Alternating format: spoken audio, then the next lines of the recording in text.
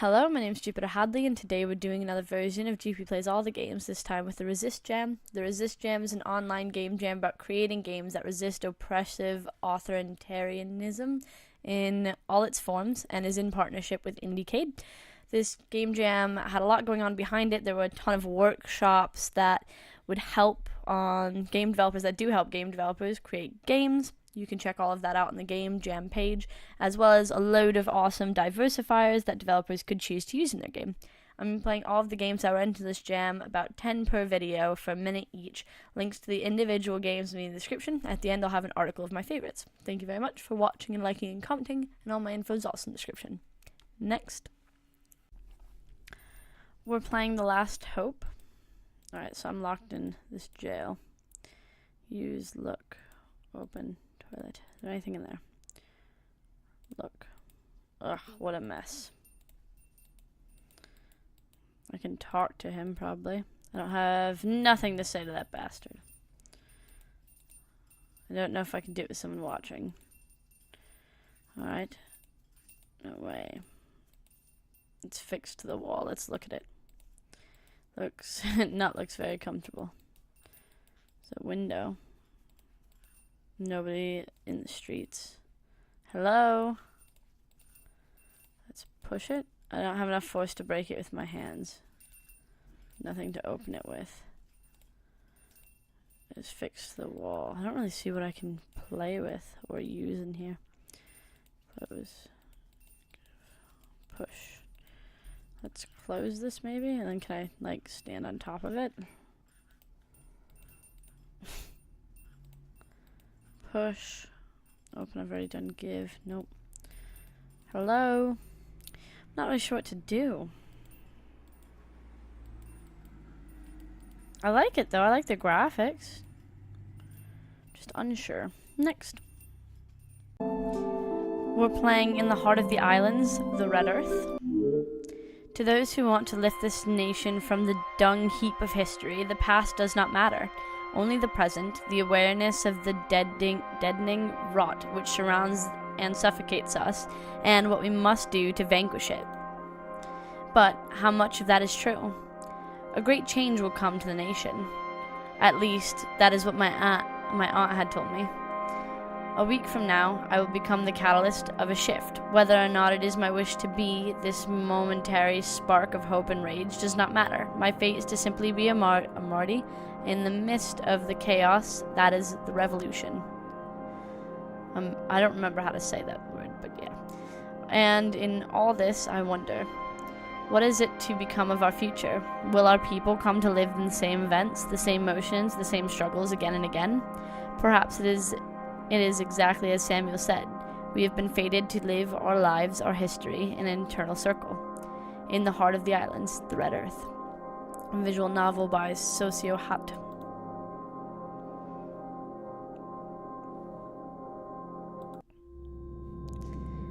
It's Hasik Kalana. I'm sorry if I'm saying these wrong. Silikabu Marahoy Amihan. These are my spells, the forgotten sorcery of my people. I must construct them in my mind every time I intend to use them, a ritualistic meditation that I sometimes choose not to follow. Each time I must cast aside a want, abandon a wish, and ask God for forgiveness for my blasphemy. Today I will leave the island and visit my aunt in Libulan. She had asked me for help in aiding the victims of the typhoon. She is perfectly capable of doing it on her own, but she had told me in her letter that she is lacking supplies, herbs that kept the wounds knit, and leaves that alleviated the pain, among others. She asked me to collect the items in the island's coast and in her old atelier, and she insisted, in case the need for it arise, that I prepare my spells. You are a witch, my beloved niece, both surgeon and slayer in the eyes of the fearful townsfolk. They tolerate you only when you act the way they want you to. Please, for my sake, along with the guava leaves and oil, bring with you your ire. That is what she told me. Alright.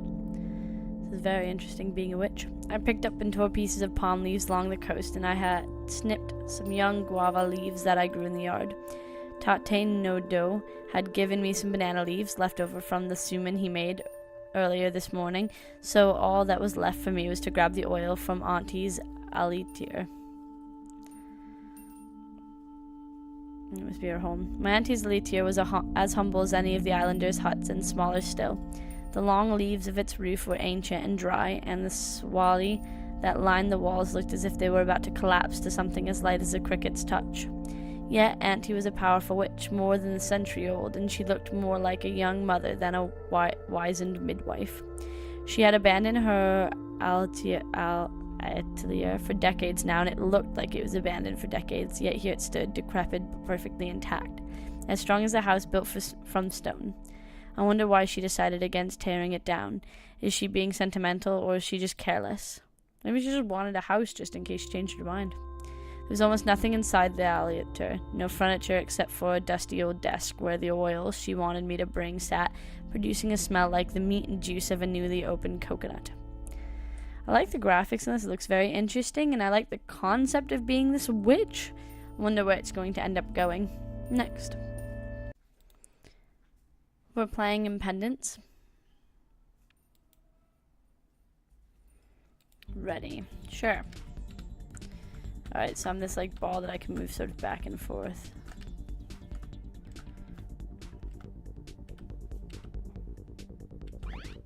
Alright, so we collect these other balls. Can we go on this red line though?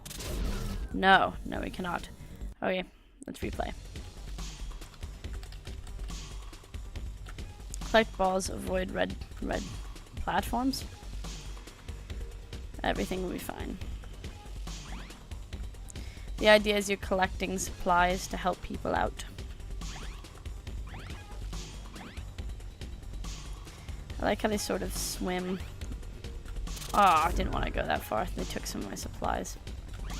I like how they sort of swim around the mystical ball thing that I am.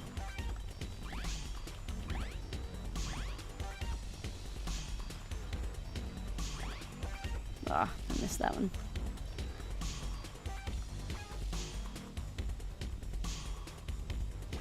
It's a bit slow at first, isn't it?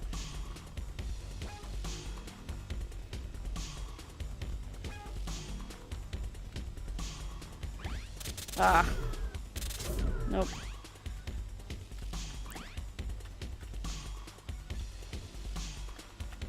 I didn't really lose any points, though. Being on that red thing. It's a very interesting game. Next. We're playing the all-knowing voice. Alright, space. Got it. This looks a bit scary. Turn left here. The other direction is too dangerous. Alright, so you have to decide if you want to go left or if you want to go that way. I don't know. I'm gonna trust it. I'm gonna trust it.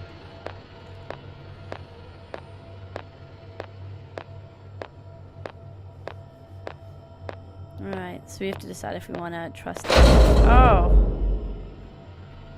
That was scary. That shouldn't have happened. Be more careful next time. Well, you told me where to go. Shouldn't have trusted the voice. Climb up these boxes and let's get back on track. I'm not quite sure how to climb on the boxes. Here we go. I like this. It feels really scary. Turn left. Don't go straight down the hallway. Okay.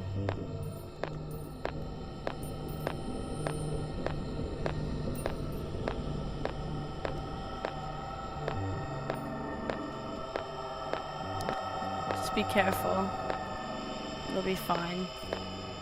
It's good to have a voice that sort of is reassuring. I'm not really. Oh gosh, stop doing that. I understand the concept though. Very interesting. Next. We're playing Rise Up. Okay. WASD, blah blah blah. Yes. No. That's... Oh, that was an exit. Alright, maybe it's this blue guy? Okay. Oh, they see me. We have to rescue all of these people to complete the game. There's a lot of bad guys. Nope. Didn't quite make it. Or restart. Okay. I think we should start back here. Where there's less of them. And kind of work our way forward.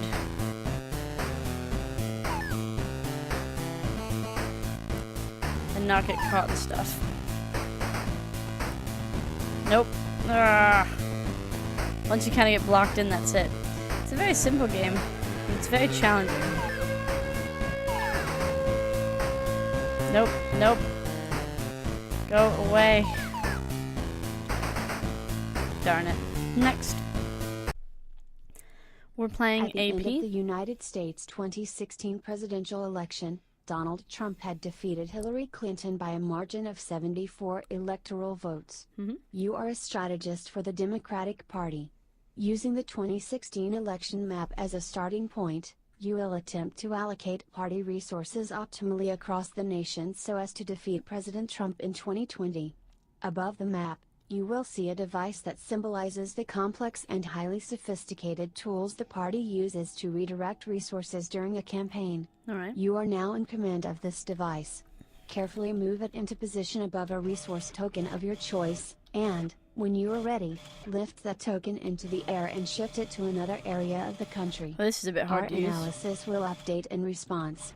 Keep your eye on the data, remember the lessons of 2016, and respond to each new event with the utmost speed and precision. The clock is ticking. Good luck. How do you go down and pick one up now?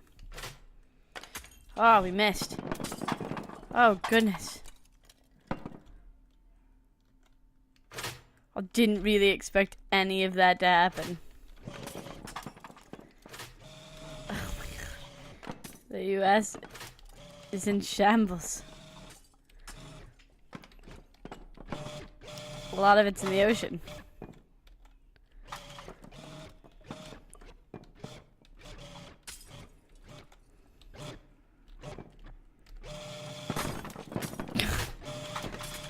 Well, this is quite fun to just sort of destroy everything, but I don't think we're going to do very well.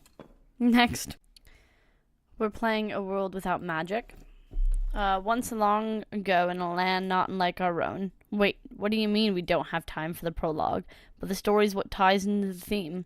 Okay, the short version. The king is hunting down all the wizards in the land when suddenly you come upon... We don't have time for that either? Alright, fine. The short version.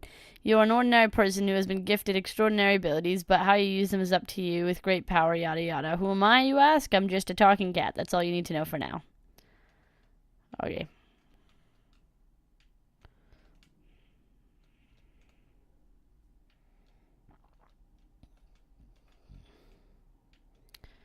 Alright, they've died. We can wall jump.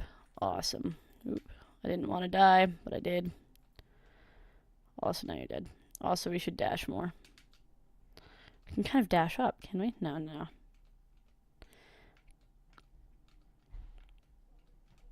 We can't dash in the air, so we have to, like, just be a bit better. I kind of suck. My main character graphic is really cute, though. It's a very good start. I'm not quite sure how to do this, though, without dying a bit. At least they stay dead. Okay. Nope. Next. We're playing Refugee Trail. We've already been going for a bit. We can explore.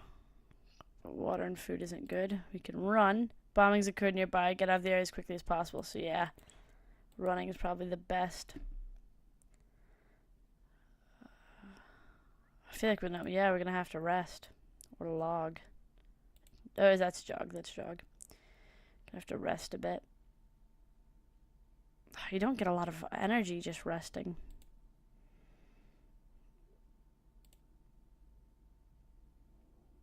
I know you want to rest. You've like no energy, but we're nearly there.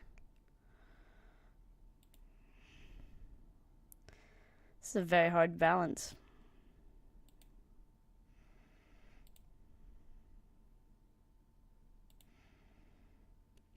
And you don't have a lot of food left either. We're here. Raiders are approaching. They don't seem friendly. Running from the raiders has worn you out. Oh yeah, I bet it's worn us out. We really need to rest. I thought these were going to be like good people. They're not good people. I like the art in this game. It's very simple, but it's nicely made. The longer you rest, the faster your energy fills up. I feel like we need to explore a bit. And then jog out of here. Next. We're playing Witches at Summer's End. This is a visual novel. Very beautiful background. From the distance, the town looks like a string of low, glittering stars nestled between sea and sky. Real stars speckling the sky overhead, with the moon hangs bright and low overhead. It's a good night for witchcraft. I let out a soft, low sigh, feeling a ping in my heart. This is my last full moon on the island. In 2 weeks, I'll be done packing, and I'll be on my way to the new dorm room at university. No, I told myself I wasn't going to feel sad tonight. Its characters look great, too. Ah, Tish, what a lovely weather we're having. Well, actually, the weather has been a bit miserably hot, wouldn't you say? Am I the last one here again? Oh, no, you're not. Well, actually, you are the last one here, but it isn't a big deal. In fact, well, don't worry about it. Rosemary is even more awkward than usual tonight. I pat her shoulder. The breeze off the water is cooling the night off. We'll have a good flight tonight. Oh, no, you can't go to the beach yet. Rosemary waves her arms frantically to block my progress to the beach. What? Why? No reason at all. He. Now I know she's hiding something. What's that face for? I'm not stalling or anything, I promise. Well, I've been stalled. Come on, let's go meet up with everyone else. I pat Rosemary on the shoulder again and walk around her to continue down the path. Tisha, you're not supposed to go to the beach yet. As soon as I clear the grasses and step onto the beach, the other girls immediately stop talking and look up from their cluster near the driftwood that lines the beach. It's exactly the way people will stop talking if you walk into the room while they're talking about you. Now I know they're up to something. I face the other 5 girls in the Admiral Island Witch Club. Mika Nakamori. I'm probably not going to pronounce any of these right. Eliza Doval. Sadie Bridger. Katya Morosov. And Rosemary Abernathy. The way Rosemary has been carrying on, I'd expect a big surprise party or something. In fact, that doesn't sound good. In fact, I have to admit, a tiny part of me feels disappointed that there isn't even a cake. What are you guys up to? Oh, nothing at all. Oh, really? If Katea says that she isn't plotting, then that's the most suspicious thing of all. Relax, boss. You worry too much. Yeah, you worry far, far too much. Out of the corner of my eye, I see Sadie make a motion with her hand. This seems very interesting and cute. Seems to be a lot going on in the house. I don't know if you can hear. All of a sudden, there's just a lot of loud noises. Anyway, next. We're playing Prime Time. This is how TV can change throughout time. Hey, look, an advert about shovels. That looks like a play of wizards and stuff. This looks like a romance show. They're very nice characters. More advertisements, some news, some sort of bug. Not very good weather. There's grandmas and cows flying through the air. Aliens are coming. Oh, look, a basketball game. More shovels. Yeah. Now we've got a soda commercial.